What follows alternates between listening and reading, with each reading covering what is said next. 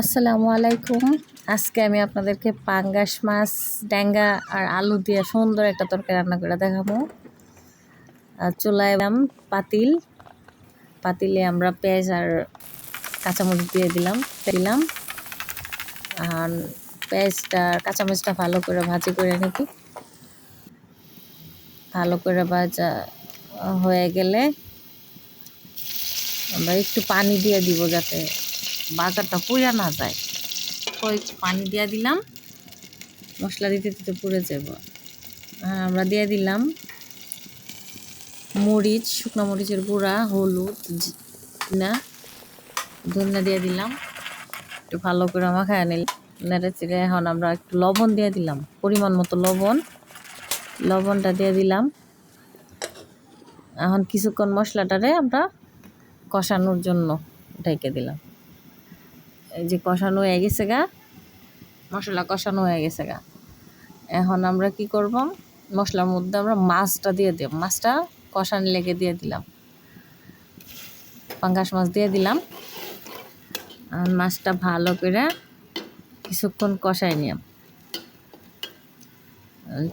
ভালোভাবে উল্টায় পাল্টায় ভালো করে কষায় নিব। এইভাবে তো পাঙ্গাস মাছের তরকারি খাইতে যে মজা। এই উল্টাই দিতেছি, পুরোটা মাছ এখানেই রান্না হয়েছে। সুন্দর করে কষায় ভালো করে কষায় নিব, হয়ে গেছে। এখন আমরা এটা মাছগুলো নামাই নিব, একটা করে সবগুলা নামাই নিব। তারপরে এই মশলার মধ্যে আমরা প্রথম আলুটা দিব। আলুগুলা কাইটা রাখছি, ওই আলুটা এই মশলার মধ্যে কষায় নেব। এখন দিয়ে দিব আলুগুলা ধুয়ে রাখছি সুন্দর করে। এখন আলুগুলা দিয়ে দিলে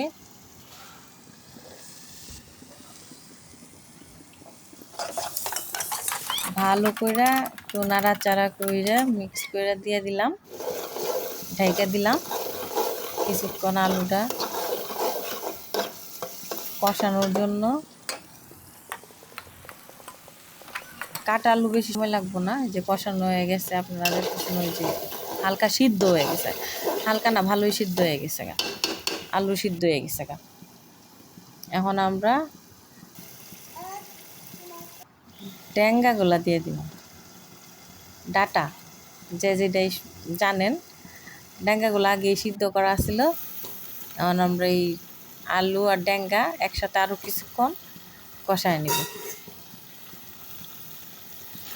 ভালো করে নাড়াচাড়া করে নিলাম মশলার সাথে। এখন আর অল্প কিছুক্ষণ আলু আর ডাটা একসাথে একটু কষায় নিব। এইভাবে একদিন রান্না করে দেখেন কত ভালো লাগে। হয়ে গেছে, এখন আমরা ঢাকনা দিয়ে দিলে কিছুক্ষণ, এই তো 2 মিনিটের মতো কষায় নেব। হয়ে গেছে 2 মিনিট, আলু তো আগেই হয়ে গেছে। এখন এই যে ডাটাগুলোও কষানো হয়ে গেছে। এখন আমরা যেটা করবো, এটা হচ্ছে গিয়ে আবার একটু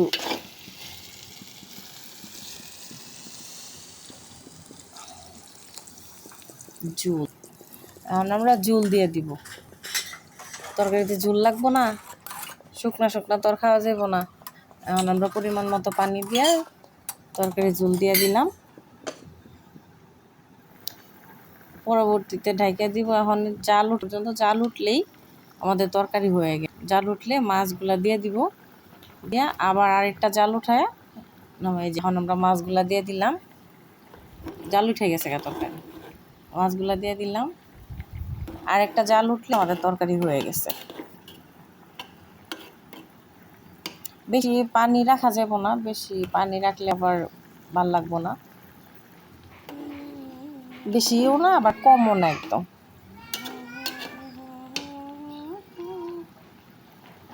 আরেকটা জাল এখন ঢাইকা দিলে আরেকটা জাল উঠলেই আমাদের পাঙ্গাস ট্যাঙ্গা দিয়া আলুর তরকারি হয়ে যাবে। আর যে জাল উঠে গেছে পানি আছে এখনো, আর একটু আর একটু সময় লাগবো। ঝোলটা এত বেশি রাখা যাবে না, যে হয়ে গেছে তরকারি। আমরা চুলাটা বন্ধ করে দিছি, তরকারি গেছে।